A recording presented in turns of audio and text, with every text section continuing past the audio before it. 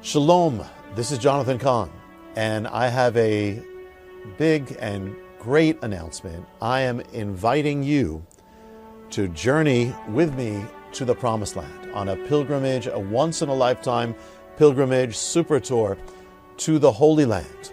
And if you can imagine it, if you've ever dreamed about going to Israel, you are going to be blown away. And if maybe you've been there before, well, it's going to be amazing. We have people coming back all the time because we seek to put as much as we can, make it extraordinary every time you're there in Israel. And if you have friends or family that you want to bless, or those who don't know the Lord, they're going to hear the word, they're going to hear the Lord as you walk in the Promised Land. And there's a lot that we're doing that is new. I want it to be very new, as well as all the things that, of course, we all want to do every time. But there's so much, and it's going to be at the time very special and prophetic. It's going to be at the time of the 70th anniversary of Israel. This is a major thing, the 70-year point. That's going to be in the spring and of 2018. We've got, from the time I'm making this, we've got 1 year. So we've got time to prepare. You have time to save up. You have time to tell people and get ready. But it's going to be in the springtime, which is the most beautiful time of the year in Israel. That's when everything's covered with grass, flowers, green, when the Jordan River is flowing and everything. It's just the most beautiful time. And only once in my life was I ever there doing a tour in spring. This is going to be wonderful, and it's going to be April 23rd to May 3rd. So this is the time, and that period of time in between the Hebrew and English dates. This is the time of the kind of month period of when Israel became a nation, 70th year anniversary. So it's going to be awesome. Let me give you an idea. And let me just tell you, I truly, anybody who's been on a tour with me, I seek to make it the most incredible experience you could ever have, because it'll change your life, because there's nothing like it. You'll know Jesus in such an incredible way, to walk where he walked, see where he was. You'll actually stand on places where he actually stood, and see the land where your faith comes from, the Bible, your salvation, Jerusalem, the center of your faith. And imagine standing at the Garden Tomb. Imagine sailing the Sea of Galilee. Imagine looking over Armageddon, singing Christmas carols over Bethlehem at night. It's all these things. It seems like it's just not too much to be true, and it's real. And plus, I'll be teaching you. If you've been blessed by the teachings, many of you we've never met, but you've been following me on the web, and you've been blessed by the teachings or the Book of Mysteries. You're going to get, the whole thing's going to be teaching with the Promised Land being the backdrop, being the illustration everywhere you go. And you're going to not only be in the Promised Land and walking where Jesus walked, and seeing the land of God, the people of God, prophecy, history, your salvation, but also there's going to be teachings. I teach several times a day at the actual spots. Imagine looking over Armageddon and having a teaching on that, standing on the hills of Nazareth with a teaching on that, standing on the Temple Mount, the Mount of Olives. You're going to actually be doing all these things you heard of.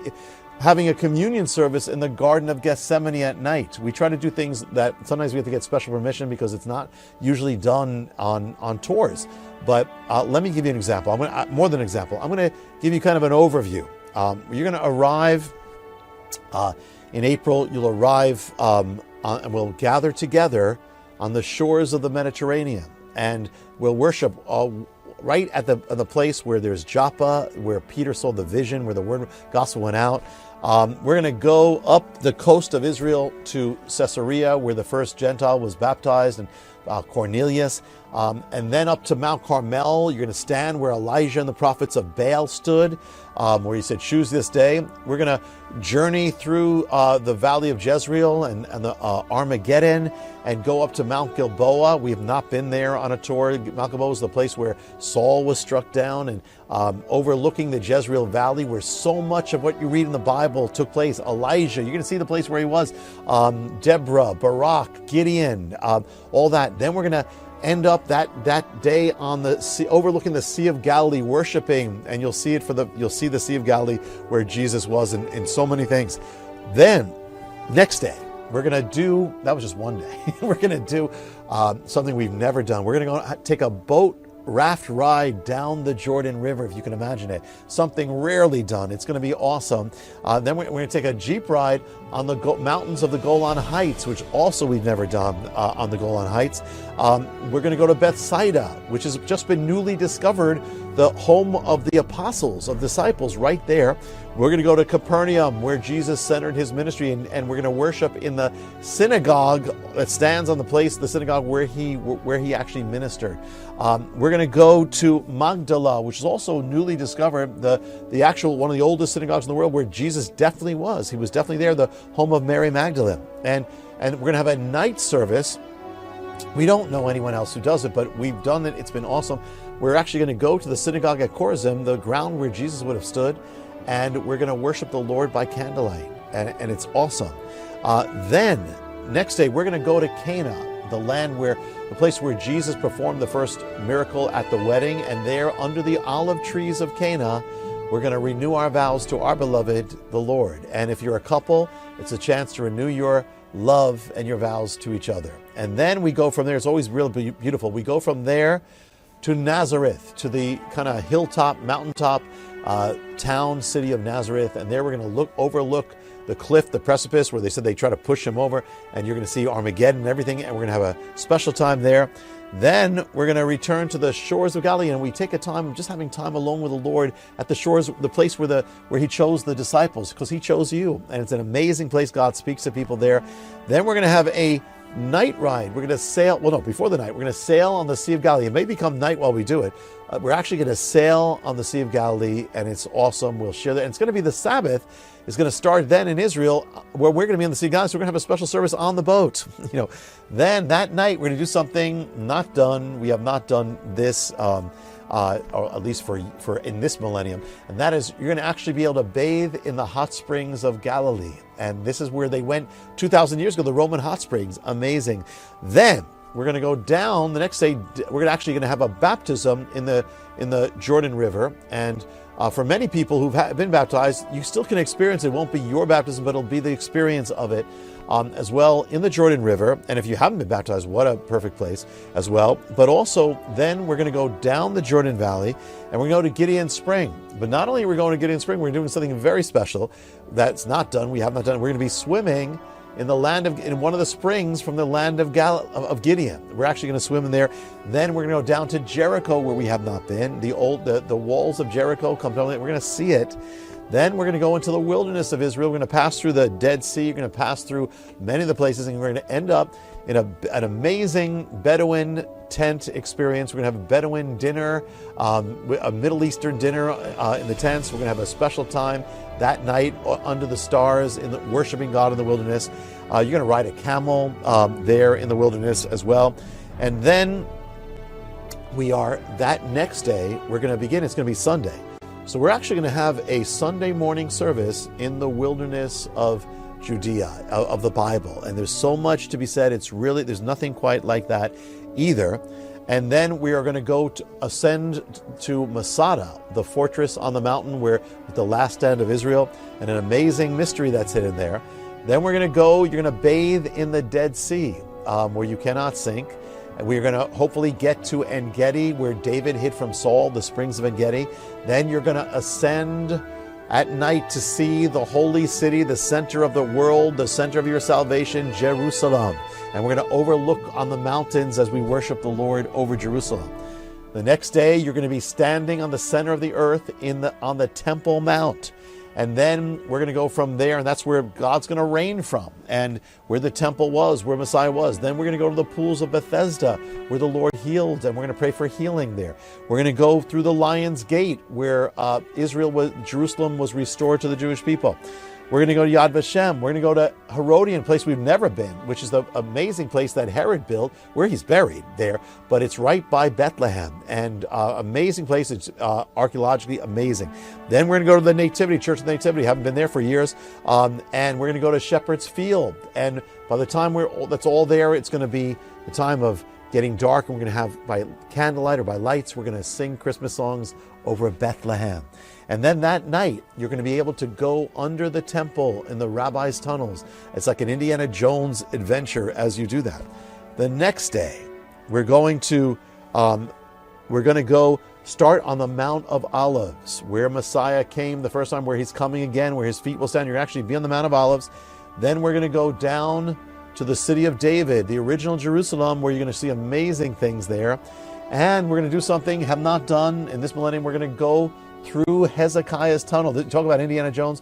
There's a river flowing underneath, and you're going through the tunnel that Hezekiah actually dug, and to the pool of Siloam, where the blind man was healed. Then we're going to enter the old city, Jaffa Gate. You're going to see the Holy Sepulchre, the Cardo. You're going to walk through the old city and the walls. You're going to approach the Western Wall. It's an amazing experience to worship the Lord there. Then we're going to go to the steps of the temple, where is yet to come. Jews have suffered a great deal of persecution over the centuries at the hands of Christians and others. I'm wondering why you choose this. What do you have a message to mainstream Jews about what you're doing? And what did you say? I'll let my brothers weigh in on this, but let me just give you a first answer. We had events for several years in which we went to Christians, and we had some Jewish people there. And we had a Jewish person stand up and talk about his faith and his love for his Lord and his belief and his struggle and his walk. But he also said that his belief and what the Bible teaches is that the time is going to come again when it's going to be dangerous to be Jewish because of rising anti-Semitism that is a global phenomenon. And basically, here was the request made to myself and to Coach. Will you stand with us, even at the risk of your life, even at the risk of your family's life? Will you stand with us? And we said, both with tears, yes, we will. We took a yellow star, and that yellow star was a symbol that we are willing to stand with Israel and the Jewish people, even at the risk of our life. So why are we doing that? We're doing it to say, we believe in you, we're going to stand with you, the Bible says we're to do this, and we're going to do it even at the risk of our life. I don't want to monopolize, but one more. You didn't answer, have you had any contact with the Israeli government? And if so, what? Yeah, I'll answer that. We've had multiple meetings and interactions, both live, in person, and through via email and phone with the Ministry of Tourism, and they are assisting us with this event. And then it appears that next week we'll have some more meetings when we're actually in Israel next week with some other government officials about this. So the answer is definitely yes.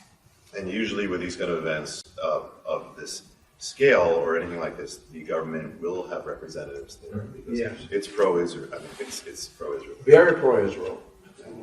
Yeah. Ultra pro-Israel. Not only are we pro-Israel, but one of our proclamations from Israel to the entire globe, because it would be a global event, is that as Christians, we are mandated by Scripture to be pro-Israel and to stand with Israel. And so that's a message that we're going to proclaim. Okay. Yeah, just like in Israel, in Jerusalem, there is the Christian embassy, which is Christians saying when most every other nation had pulled out their embassy, said we are standing with you, and that's the spirit of this. Mm-hmm. Yes, ma'am. Question for Rabbi Cahn. Can you talk about how your congregation got involved with Promise Keepers? I'm trying to draw the New Jersey connection. Yeah. Okay. It's been a relation that went it's gone a while back. Promise Keepers has, in the last I don't know how many years, has had a real calling, a kind of additional calling to really to bless Israel, and so from that point on, Raleigh has been in touch with me and has invited me to actually speak at a number of events there. Of course, with the Harbinger going forth, that's added a whole other dimension to it. But because Beth Israel's or the Jerusalem Center here is known around the country, and so he asked if I could help. This for going back for years. So and now it's become this event, but. Because of, I would say, the new focus with Promise Keepers as an additional ministry to bless Israel, so they asked me if I could help. And this is the first time we're all together actually here. I've been around the country more than this is the first time you've been at the Jerusalem Center. So now they decided to launch the event here in New Jersey from the Jerusalem Center. Kind of goes. It's going to end up in Jerusalem. This is. You look around. If you take pictures, it'll look like you're in Jerusalem. That's how the initial thing was. And we decided it was a perfect place to launch this. That will culminate this autumn. And do you know how many people from New Jersey are planning to go to Israel in September? We don't have an answer on that yet. It's still, people are still registering and signing up, so we won't know for some time how many are going to go. This is the launch. Yeah. Yeah, last year, actually from here, we had about 10 busloads of people just coming from New Jersey. But yeah, I'm sure there'll be a good amount. And then another follow-up question. As far as the pastors, how are they selected? What's the criteria? Great question, thank you. The pastors are being selected through a nomination process. We have other people through social media, Facebook, Twitter, YouTube, those types of things, and then also contacting us through our website. People from their churches and from their congregations are nominating them, and then we have a selection process to go through to make sure that that these are actually pastors of congregations, things like that. Just protocols on that, but that's how to do it. Primarily through social media is how we're doing that. And are they completely sponsored? Is it a free trip for them? It is not completely free. There, we are asking for a small donation from them. But a large portion of that donation actually is going to be going to a project that we have in Israel called the Hatikva Project. The Hatikva Project is designed to help work with Christians in Israel to help meet their financial needs and support them in the land there. And so that's a ministry of ours. So the portion from the pastors, a portion of that is going actually as a donation, and it's a very insignificant amount compared to what it would cost to normally go on a trip like this. Someone else, yes, ma'am. You're saying this is going to culminate in September of next year, and this is a year-long process. Will there be other events between now and then to publicize or talk about? Absolutely. Promise Keepers is a ministry to men. We have 6 conferences, and those conferences will conclude with a challenge to the men. We have 4 what we call one message events. One message is defined in this way: hear and obey the word of the Lord and the power of the Holy Spirit, resulting in sharing with the poor and standing with God's chosen people, and that is the Jewish people. We have 4 events at different locations around the United States in which we'll be promoting this. Of course, we'll be doing it through the various means of social media in terms of getting the word out, not only nationally in America, but globally around the world. And their goal is not to just culminate in an event in Israel. Our goal is to connect these pastors not just with a trip to Israel, but with the people in the land, so that they continue to support and stand with them well beyond this event. That is one of the central purposes of this event, is what happens afterwards. Yeah, there was an article that just came out in the press of there's a kind of growing movement among some in churches of kind of revitalizing the idea that we shouldn't be so much supporting Israel. This is also among the young in many ways, which would be a departure from really the last quarter century when there's been such a strong thing. So this also is a counter to that too. When pastors go to Israel, they usually come back very strongly committed. And I was saying, David, do you want to share where it is in Israel? Or where it is, yeah. The event itself is in a natural amphitheater outside the old city walls of Jerusalem called Sultan's Pool. It's a beautiful outdoor amphitheater, but the interesting connection for Sultan's Pool is that it's at the very end of what's called the Valley of Hinnom, which is where the Jewish concept of hell comes from. And so it's interesting, we've had some people, jokingly say the Promise Keepers is going to hell with this event. But our goal is to really take this message as God called, as Jesus, Matthew 16 said that his church would would prevail against the gates of hell. I think it's interesting that we're actually taking this event, calling the church worldwide to stand together in this way at the very location where the Jewish concept of hell takes place. And so we're actually taking this directly to the gates of hell. How long a trip will this be beyond this rally? I'm sorry, what was the question? Beyond this rally at the amphitheater, how long a trip will it be, and what else is on the itinerary? That's great. We have a number of different tours that are working with this event taking place in the middle of the event, of the tour. We have a 10-day tour, which is a longer-term traditional tour for the event that will go to all the general locations that tours go to. We have a shorter tour. It's a 7-day executive tour. That tour is not only shorter in number of days, but shorter in duration per day. So instead of having these 7 a.m. till 6 or 7 p.m. type days, it'll be much more of a 9 to 3 schedule. And that is for people who may not want to be on those longer tours, but also for business people that may have to conduct business. By the time they get back to their hotel, business is open in the East Coast, and they can begin to do that work.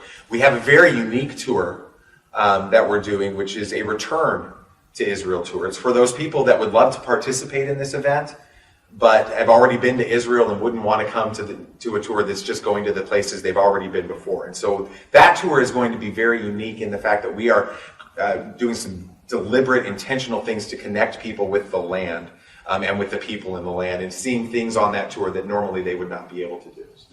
And beyond that, this message that will be delivered in the Valley of Hinnom, Promise Keepers is going to hell, but we're going to give them heaven when we get there. It's going to be delivered not only across America, but literally around the globe. We've already gotten connections from a number of other nations that have heard about this and will want us to come. We'll be going to several nations before September. We're scheduled to go to Uganda and South Africa, sharing this message, and they're going to be bringing people to Israel as well, because the believers around the globe are now beginning to awaken to the reality that the roots of the Christian faith is Jewish. The Savior of the world, whom we believe in, is Jewish. And his chosen people, he's prayed that we stand with them. The church at large is asleep to this reality. As Rabbi Jonathan said earlier, there's been a wall that's been between the Jewish people who believe and the Christians, God's chosen people and Christians.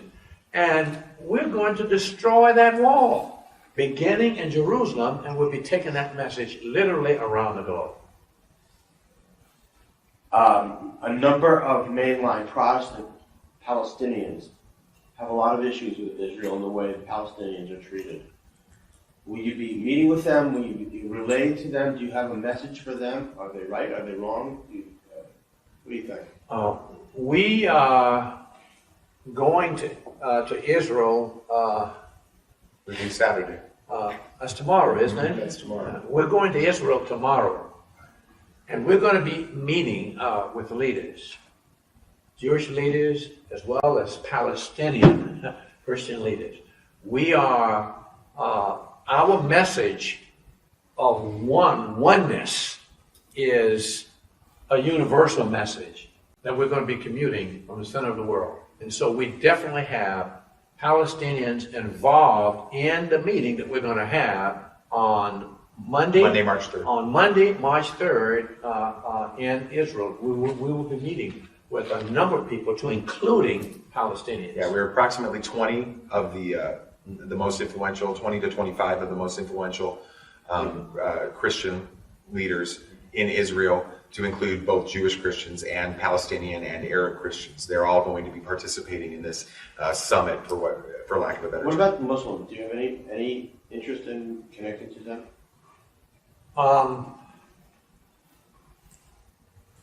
There is a fundamental difference in what the Islamics believe in their faith and what we believe. My interest in meeting with them is to allow them to hear what I believe. And so I covet the opportunity to share that with them. But our plans do not include them as part of the process because we have a fundamental difference in our faith foundational belief. What would be the fundamental difference with Islam that you would have as opposed to fundamental difference with Judaism? Oh, to me, that's pretty significant. Those who fundamentally believe in Judaism, they believe in the God of Abraham, Isaac, and Jacob. And as a Christian, I believe in all my heart in the God of Abraham, Isaac, and Jacob. That's not what the Islamists believe, and that to me is a fundamental difference. But they consider themselves an Abrahamic religion. Say again? They consider themselves an Abrahamic religion, as those Christians and Jews. I understand that, but my beliefs come from my belief that the Word of God is the Holy Bible. They have a different reference, and so there are differences in what we fundamentally believe. They would not say that the Jewish people are chosen for the promises. They would not do this, but because there is a fundamental difference, their faith doesn't begin with in Israel, or culminate. One of the things I don't think that we mentioned, but we're launching it.